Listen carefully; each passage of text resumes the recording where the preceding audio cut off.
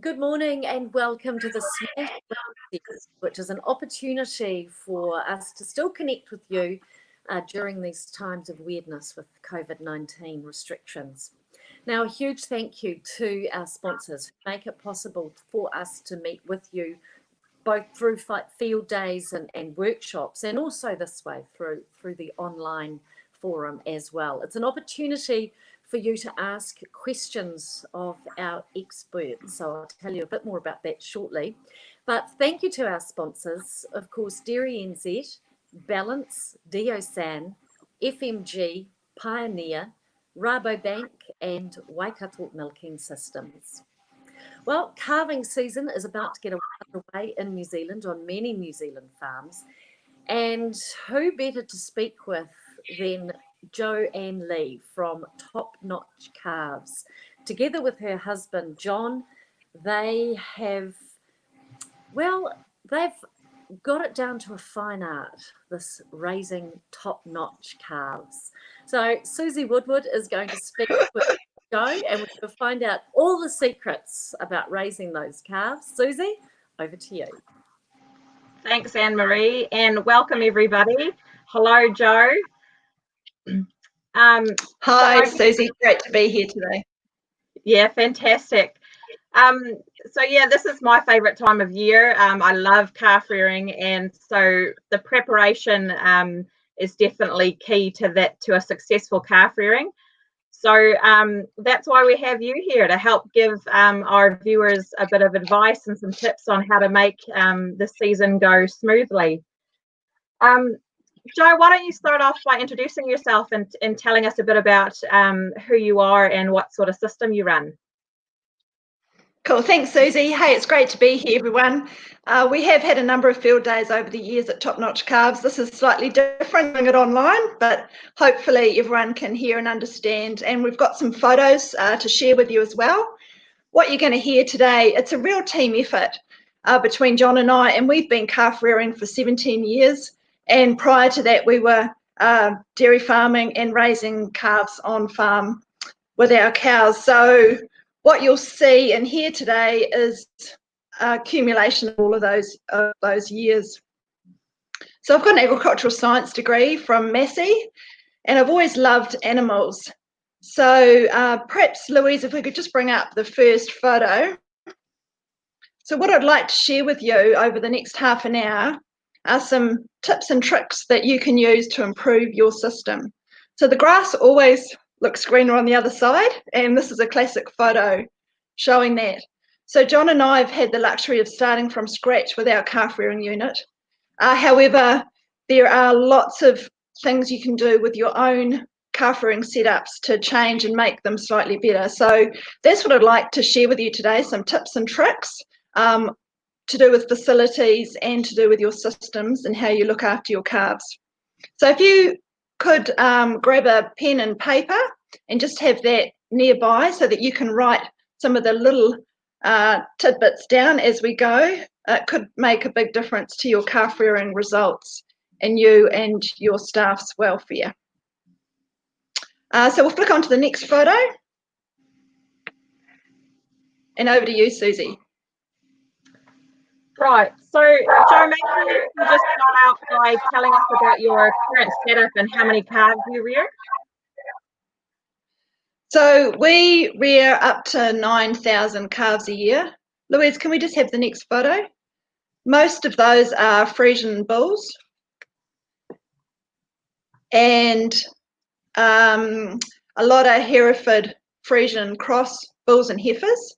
So you can see we've got some large sheds which hold up to 3,000 calves, but they're quite unique. So half of the calf pen is undercover and half is out in the open. And what you can see in the picture is our milk feeding tractor, and those calves are being fed milk in this photo. So what, Susie, we'll move on to the next part. Yep, cool. So, yeah, why don't you dig into the sort of shed setup and what are some essential things that people need to keep in mind when setting up their calf shed, whether it's with their existing setup that they've got, or if they are starting from scratch or wanting to think about how to make little improvements here and there? So there's some really important things with calf sheds, and one of them is sunlight. Really important to have sunlight into your sheds. The way we've achieved this is with a plastic roof, which is what they call an animal shelter. It lets only 30% of the light through, otherwise you'd end up cooking your calves. And then we've got the outside of the pen, which allows sunshine to come in. So I'll just flick you on to show you a photo of our pens before they've got sawdust in them. So these have all been cleared out, so you can clearly see the inside area is shaded and the outside area in the sun. The other thing these pens allow is good airflow. So important to have protection at the calf height, which is what we've got there with the iron. There's no draft at calf height, but there is good air flowing over top of the calf pens. So this can be achieved. I'll just show you a photo. I did a little bit of work overseas, and in this photo you'll see these calf sheds were completely enclosed, and I suggested that they whip off half the wall, so you can see they've taken the boards off the side of the pens and allowed the sunshine to come in and allowed the airflow to go over top of the calves. So that may be something that you can achieve in your own sheds, taking some iron off the back of the pen, or opening doors at both ends, or putting some clear light on the roof, taking a sheet of iron off and adding clear light to the roof. Very important to have this good airflow. And then I have seen sheds where they've actually opened up the outside and allowed the calves to go out into the outside area. So here's a good picture of that. Interesting though, in this photo they failed to put a gutter on the shed roof, so that created major issues outside. So just think that through. You've got to get that roof water off and away from your calf pens. In terms of bedding, you can, up in the Waikato we use a lot of sawdust and wood chip, as we've got access to that coming out of the mills in the Waikato. Other areas use straw or stones. You can use concrete, but I find that is rather cold.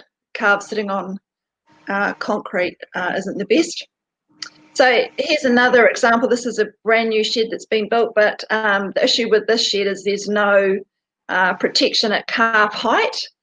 They've just got rails, and they should have had that as solid fence. And just out of interest, this is a bit of a funny one. The next picture is not in New Zealand. This is actually in Chile. But this is how they were feeding their calves. The staff were walking across the plank which goes over the drain and bucketing milk into the calf feeder on the side of the fence. So, I mean, it wouldn't take much to improve that setup, and I'm sure we don't have that in New Zealand, but it's just to highlight, please change things on your farm so that you make things simple for yourself and simple for staff. It's a big job, calf rearing, and we need to have our facilities up to scratch so the job becomes easier.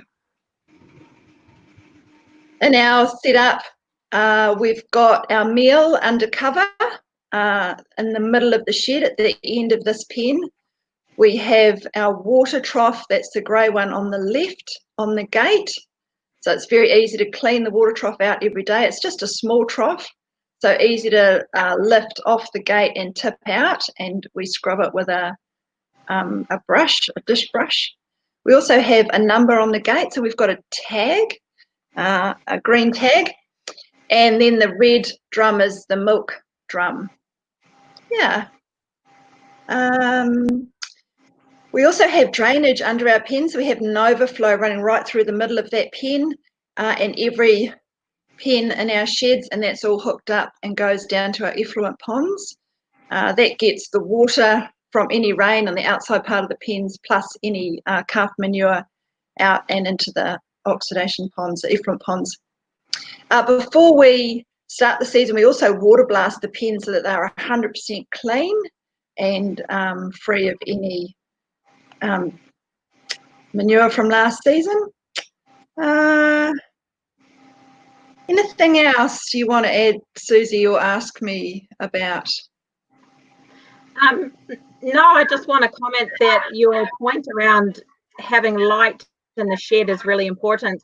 When we first shifted to the farm that we're on now, we've got a shed that used to be used as an old piggery, and it was quite dark, and there was very little airflow and very little sunlight that's gotten into it. So our main priority through these next couple of weeks is actually just doing what you said, removing some iron and putting some clear light in so that we can get some sunlight onto the pens. And then my husband's taking out some more of the wall at the top to allow that airflow through. So yeah, great. I'm looking forward to it making a big difference. Yeah, cool. The other thing I had forgotten to mention too is we've got gates between every single pen. So here in this photo on the right hand side, you'll see there's a little plywood gate, but between each pen on the outside, we also have little plywood gates, so it's very easy to access between pens or move calf. If there's a sick calf you want to get out, we've got gates everywhere. So ease of movement of people and calves is key as well.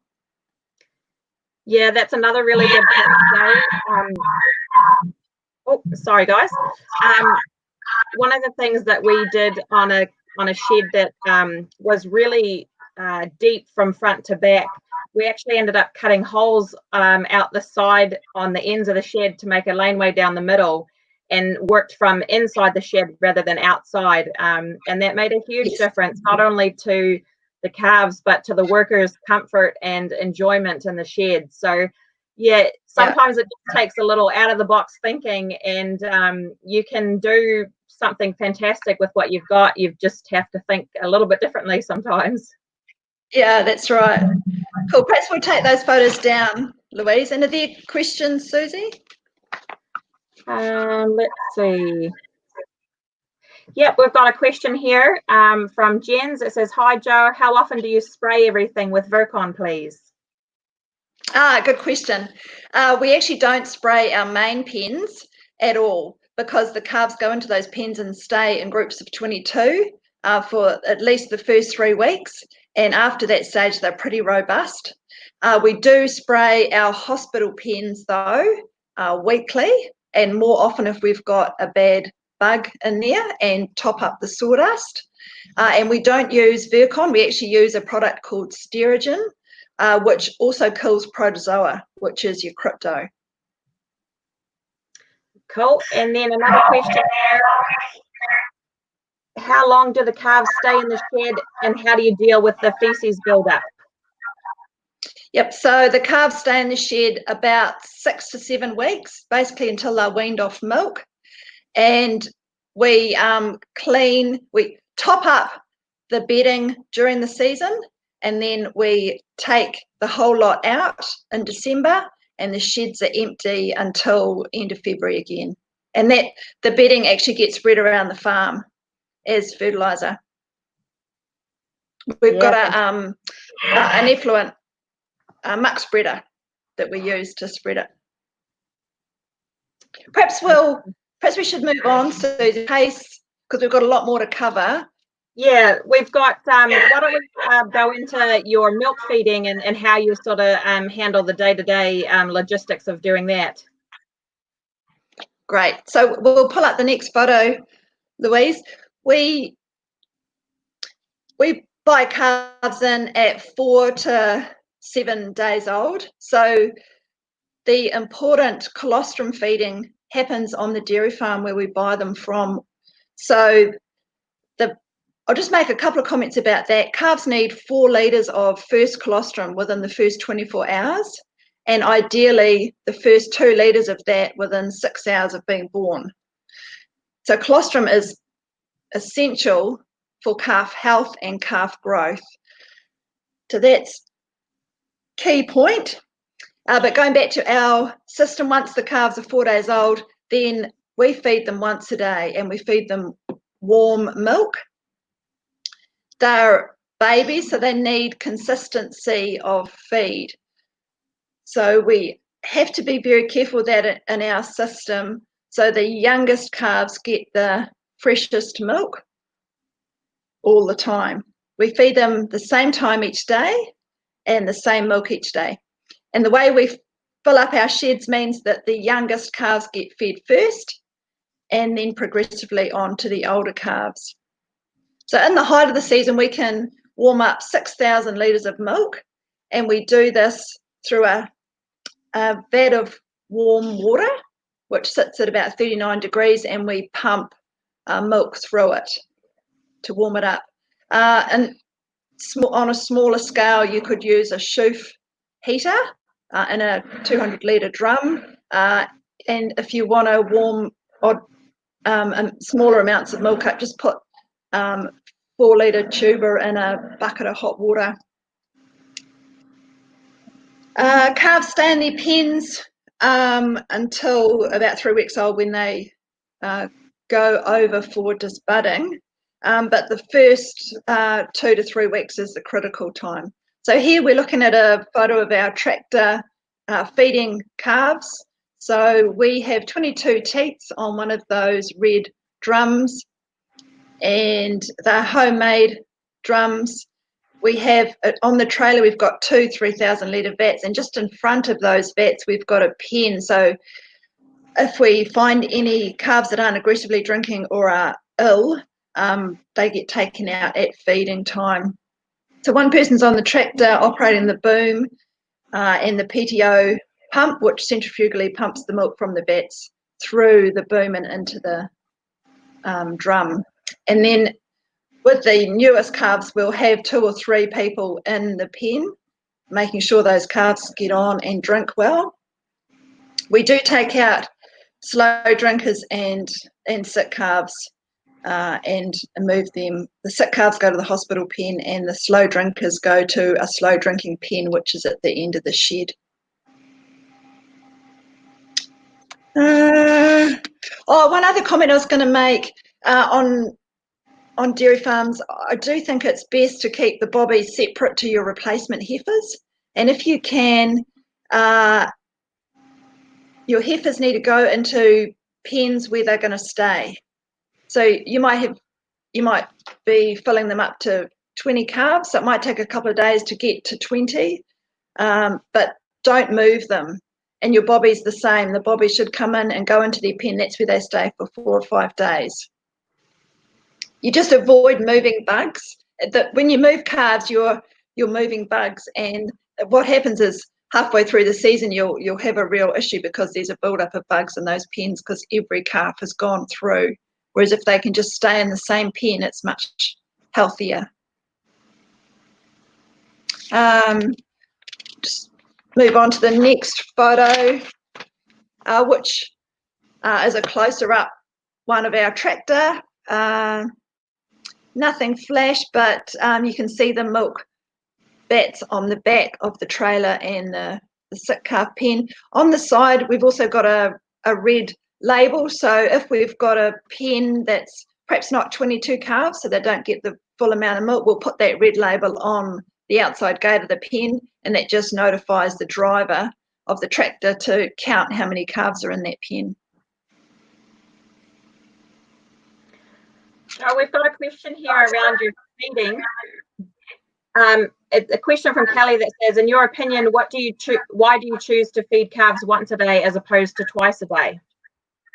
Yeah, good question.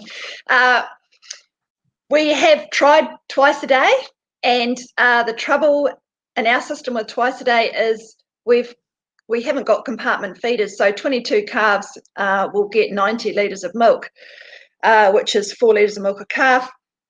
But some calves might, if they're on twice a day, some calves in the morning feed, say they were getting 2 litres in the morning and 2 litres at night, some calves might drink 3 litres in the morning. And so then at night time, they won't come and drink. And it's hard for us to decide whether that calf is ill or whether that calf just had a big feed in the morning. So in our system, we just decided once a day is much simpler.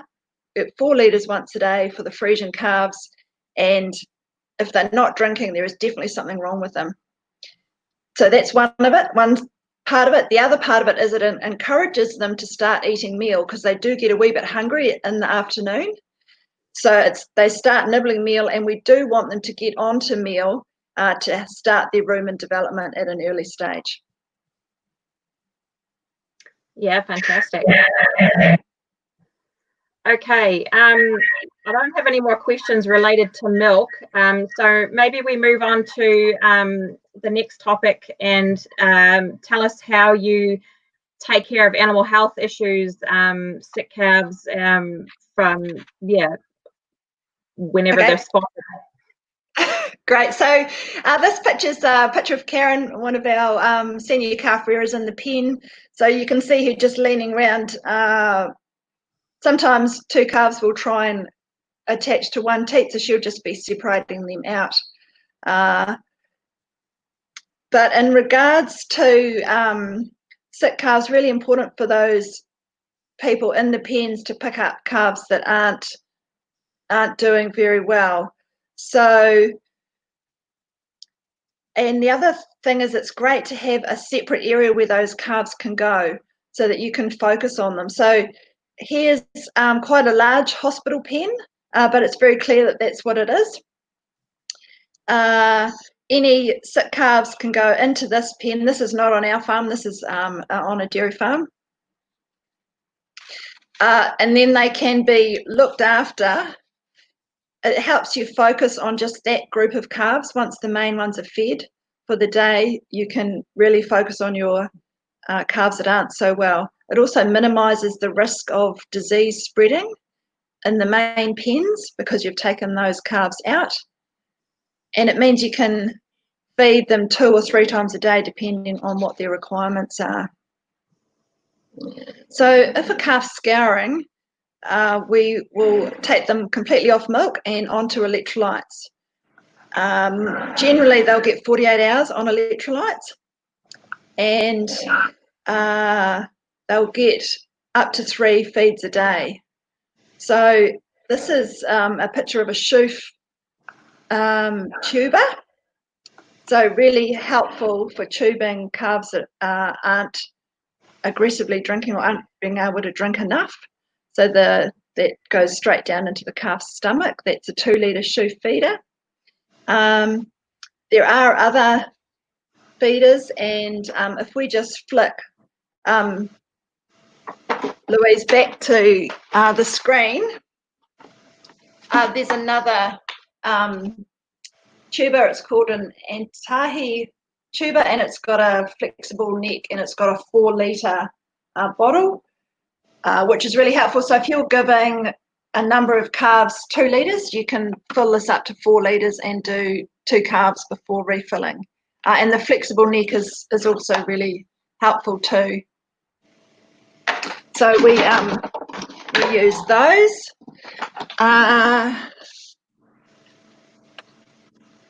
So any calves coming into the hospital pens get checked. Well, they will actually hop off the photos and just back to us, Louise.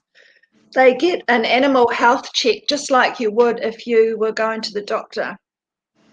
So we check their navel, because navel infections can be a big issue, especially in the springtime when calves are born on wet ground.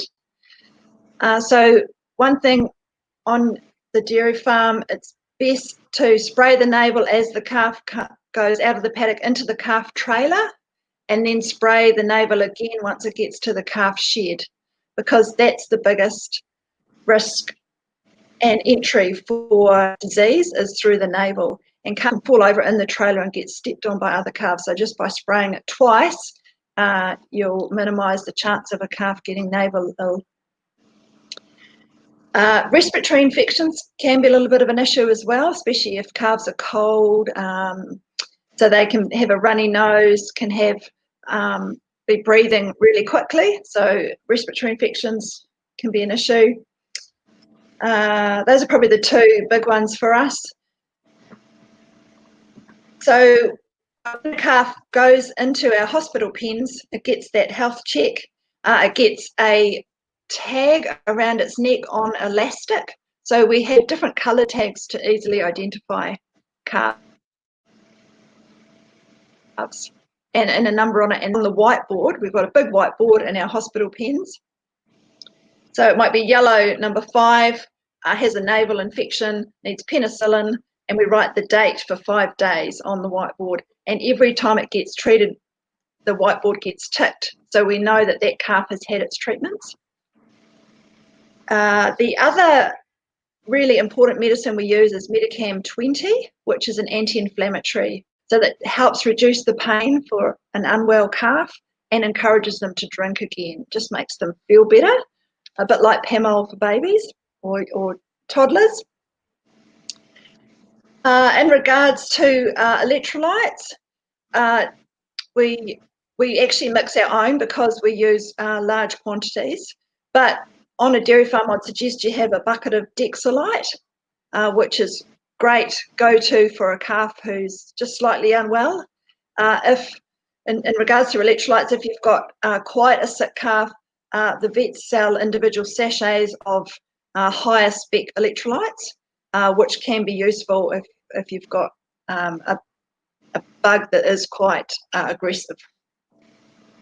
We use special calf-sized needles. They're 18 and 3/8 needles, and lots of syringes, 5 ml and 10 ml syringes. We also use different antibiotics for different diseases. So Tetragard is a good biostatic antibiotic, which means it stops the bug growing and allows the calf's immune system to get on top of it. Great for respiratory infections. Penicillin, your intracillin or dipicillin, good for infections, naval infections, wounds that have been infected. Baytril is an antibiotic that's very good at getting in the joints. So if you have a calf with joint ill, Baytril, I think it's just like 1 1/4 mils. It's a tiny amount because it's a very expensive antibiotic. Baytril for 4 days helps get into that joint very well and kill the bug in there. And the other thing, when the calves get a little bit older, we every now and again have a little bit of coccidiosis. So Baycox is a really good medicine. It's an oral drench that can be used to kill Baycox. Yeah, and so that's just a quick rundown. One other thing I'll comment on is disbudding. So our calves get disbudded about 3 weeks of age, and we have a contractor come in and do that for us because it's quite a job, and it's a specialist job. Okay, any questions, Susie? Yeah, I've got a few here. One, just going back to your shed setup question, do you think wood shavings are better than wood chip? I like wood shavings because they're kind of a bit warmer, but either or, and it's how you dispose of them too.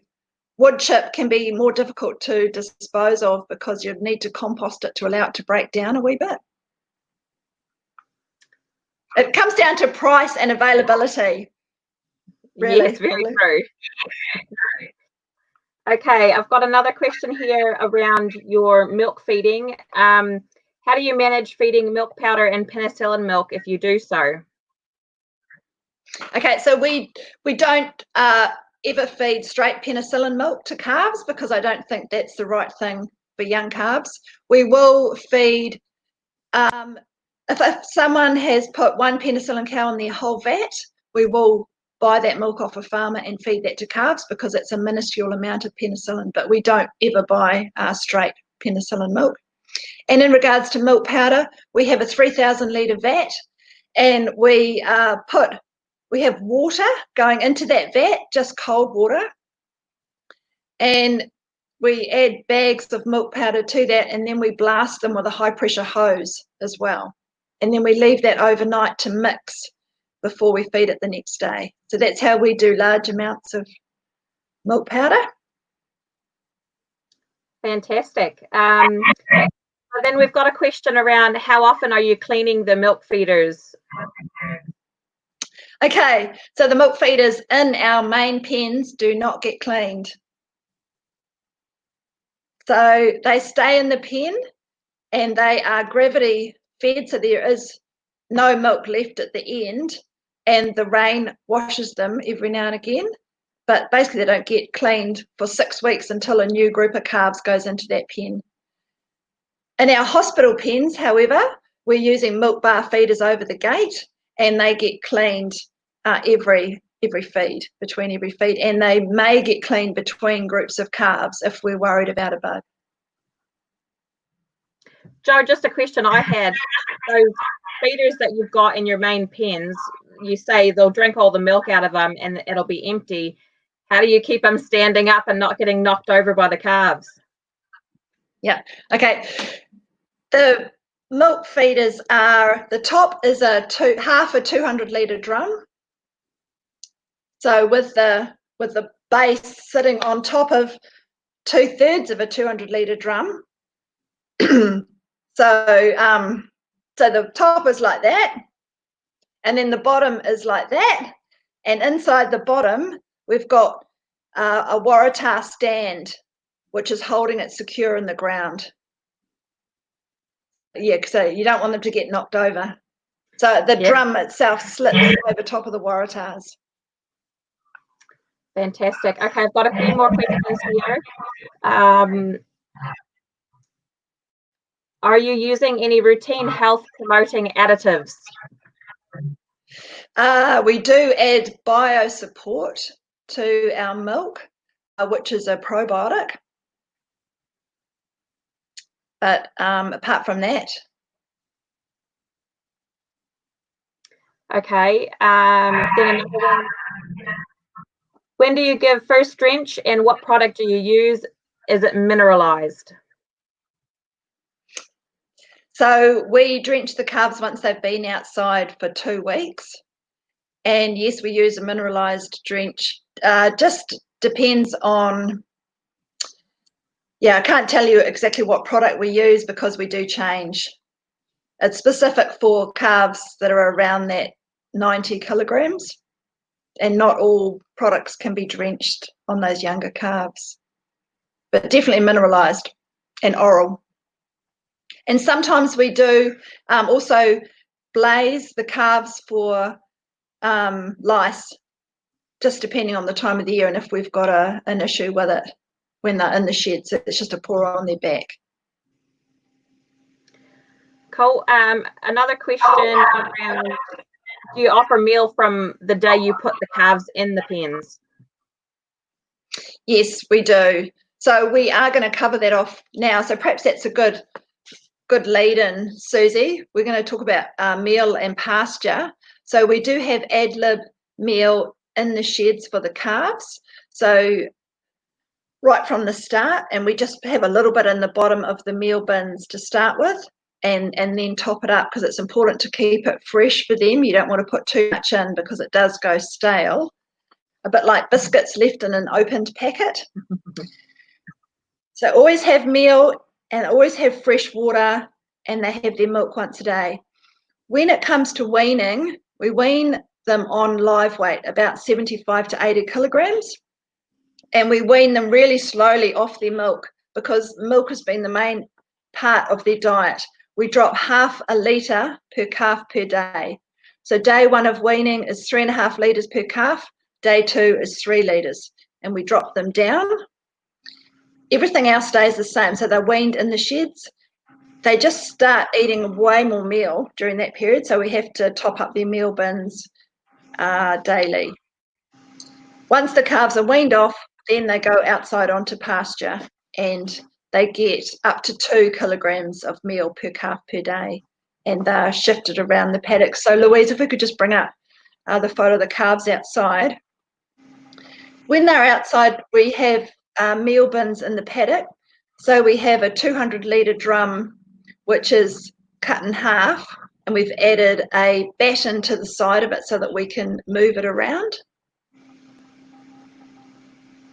And it just is easy for the calves, put their heads in. When it rains, we don't have too big an area of meal getting wet at any one time. So Louise, if we just pull up the next photo. And we have a trailer, a long skinny trailer, which fits 6 of these meal bins on, and it goes under the silo to fill them up. Most of our calves get sold at 100 kilos. So once they're 100 kilos, they'll be eating 2 kilograms of meal, no problem at all, and lots of pasture.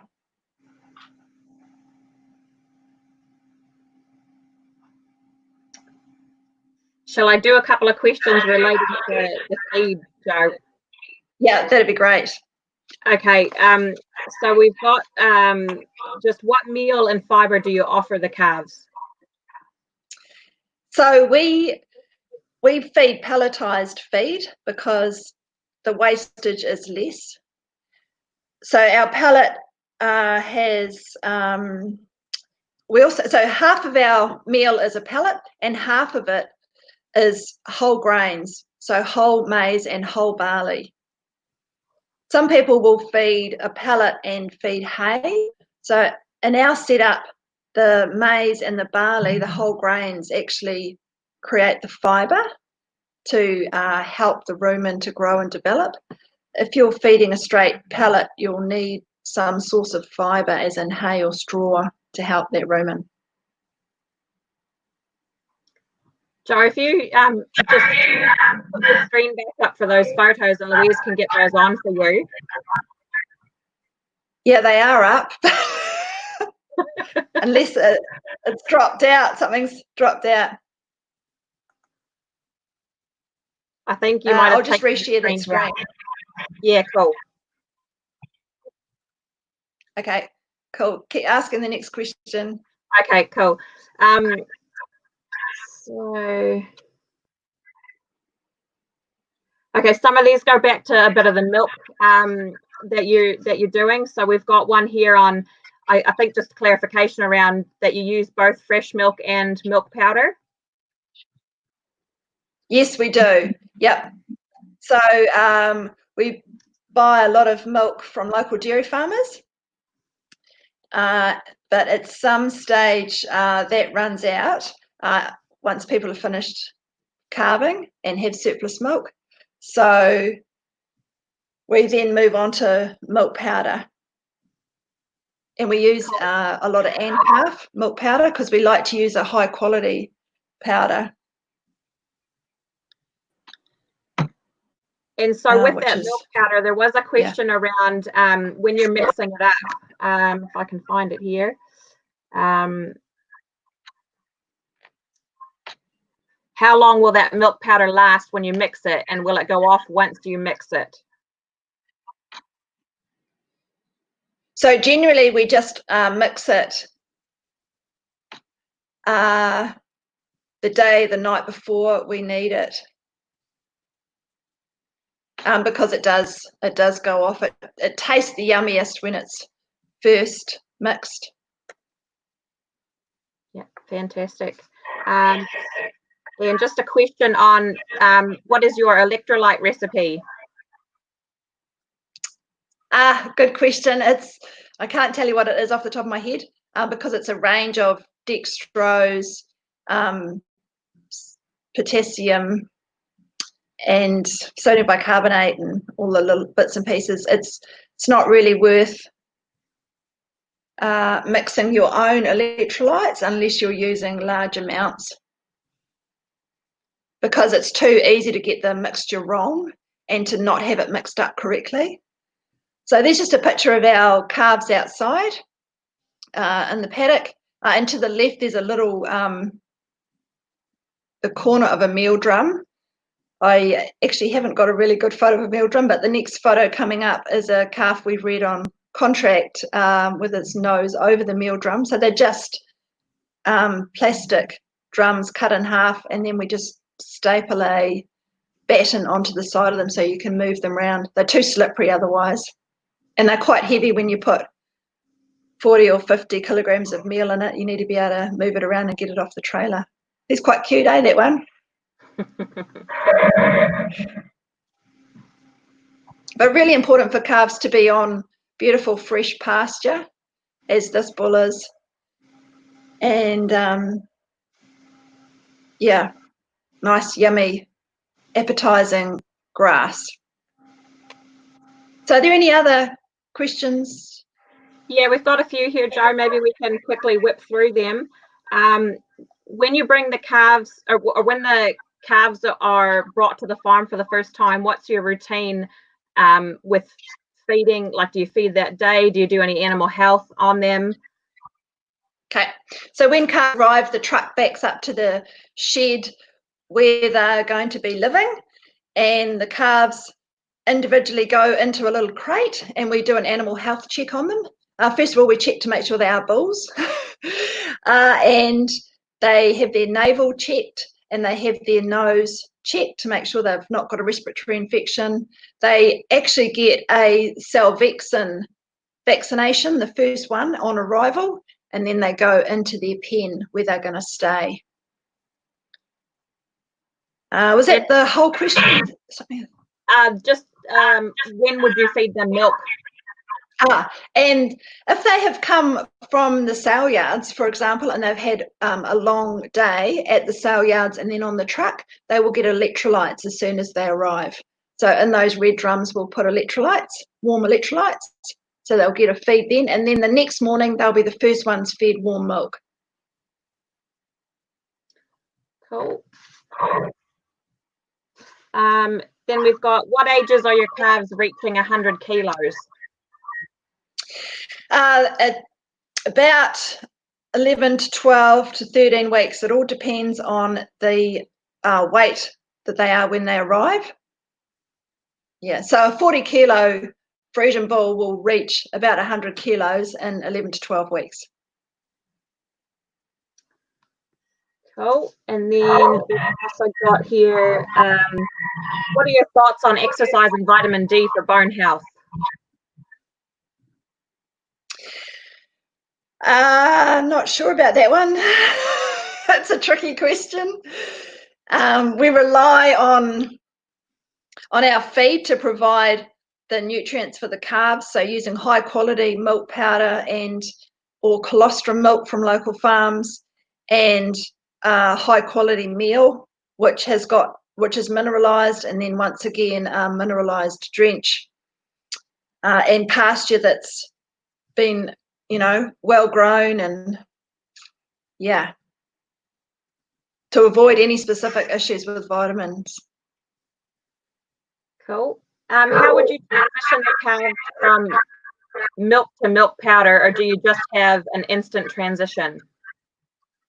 Okay, no, everything is gradual, very gradual. So if say our youngest calves are on whole milk, because we had say a vat load of fresh milk come in a couple of days ago, and then that's running out, we will go 3/4 whole milk, 1/4 milk powder, and then the next day we'll go half whole milk, half milk powder, and then the next day we'll go 3/4 milk powder and only 1/4 whole milk to transition them over. Very important. You'll end up with scours and sick calves otherwise. And when you are feeding that milk powder, Joe, you're warming it just like you do the whole milk? We are, yes, just for the young calves. So probably the first 2 to 3 weeks, calves will get warm milk, and then it'll gradually get colder. So we can only warm up to 6,000 litres a day. So that gets fed first. And remember, we're starting with the youngest calves moving into the older calves. So they gradually go on to the cold milk. And once they're 3 weeks of age, 2 to 3 weeks of age, they're through that tricky initial stage, and they can handle cold milk okay. Just one thing I will bring up. I did visit a dairy farm at Pataru a few years ago now. They were having issues feeding their young calves, And I couldn't kind of get to the bottom of what the issue was. So they said, oh, well, we start feeding at 6 o'clock in the morning. So I whipped out there at 6 o'clock in the morning. What are you guys feeding your calves?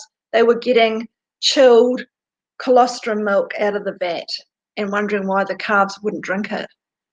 So that's a real no-no. If you can't feed 4-degree milk to young calves, you know.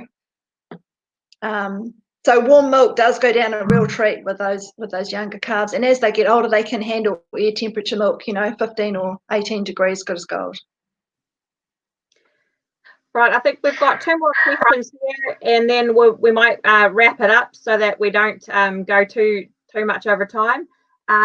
After a calf is finished in the hospital pen, do they go back to their original group, or do you make new groups with ex-sick calves so you don't transport new bugs back to the old pens? Yeah, good question. So our calves go from their hospital pen into a recovery pen for another 10 days to 2 weeks, so we can keep an eye on them, and it helps them catch up. And then they will go with that recovery pen of 22 down into where the newer calves are and stay in that pen of 22. Fantastic. And the lucky last, how do you think the bull market will go this year, considering drought in the North Island and not much feed around the country in general? Oh, tough question. We've got a lot of autumn calves reaching 100 kilos now, which we are really struggling to sell, just because of the drought around the countryside.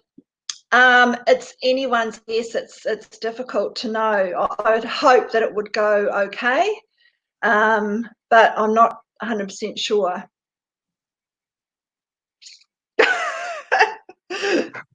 No, fantastic. There's one more question that just came in. Have you ever used just hay for rumen development instead of meal to bring down the cost? Just wanting to know if this slows them down with growth. So we have fed hay in the past. We just find it difficult to feed on a large scale inside the shed. I don't think it slows down. Good quality hay is great, I think, to feed to calves. So yeah, no problem with that at all. Fantastic. I think I've answered all the questions, but if I've missed anything, Jo has kindly said that anyone is welcome to contact her directly if you want to know more or to pick a brain. You can find Jo on the internet at Top Notch Calves. If you want to find out a bit more about her operation and her contact details. So please have a look at that. And yeah, just want to say a huge thanks, Jo, to taking the time out of your day to help give us some great tips and advice on calf rearing. I know I've enjoyed listening to you and sort of reminding myself of the things that I can tweak in my system. So I'm really looking forward to putting some of those things in practice. And hopefully, yeah, our viewers today have taken away at least one good thing as well. I'm sure they have. Great, thank you. It's been a real pleasure. You know, I just love sharing little bits and pieces we've learned over the years. Fantastic. Over to you, Anne-Marie.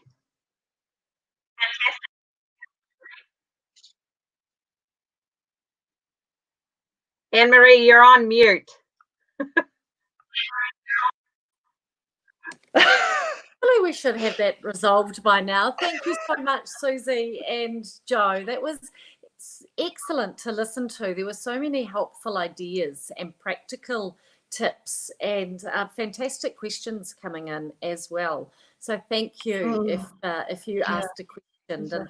And like Susie said, if it didn't get answered, make sure you go to topnotchcalves.co.nz and you can contact Jo and her husband John through there. Just hit the big contact us. You can't miss it. It's on the front page. Thanks again to our sponsors. Of course, we couldn't do this without them. Dairy NZ, Balance, Diosan, FMG, Pioneer, Rabobank and Waikato Milking Systems. Keep a lookout on the email and on our Facebook page for more information on our upcoming webinars, and hopefully soon we will be back on farm with our ever popular field days. See you soon.